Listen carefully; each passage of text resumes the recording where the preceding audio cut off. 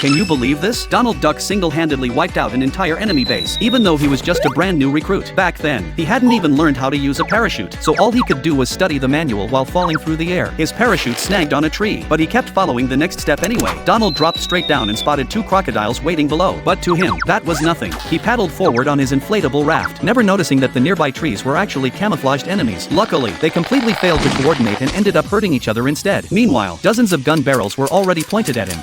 No, wait, please. Japanese customs say, always shooting a man in the back, please. Donald thought they were just mosquitoes, but the noise was driving him insane. He swung his paddle like crazy and finally realized he was in real danger. He decided to retreat. He suddenly noticed he was at the edge of a cliff and stopped himself with everything he had, but the back of the raft started to sink, and he toppled right over only to be caught by a branch. Water rushed in, the raft swelled like a balloon, and he struggled until he finally broke free, but the raft kept expanding. He spotted nails sticking out of a plank and flipped it over, smoothing the rough wood with his beak. A sharp stake stuck out ahead, and Donald quickly spun it around, unaware the other end was even sharper. A massive crash sounded behind him. A giant boulder tumbled down with the floodwater. Donald ran for his life. There was nowhere left to go. A deep chasm yawned below. He puffed out his chest, ready to meet a heroic end when a rock suddenly flung him into the air. A branch caught him perfectly. Floodwaters roared downhill and swallowed the entire base. Donald raised his binoculars and saw nothing but water and sunken ruins.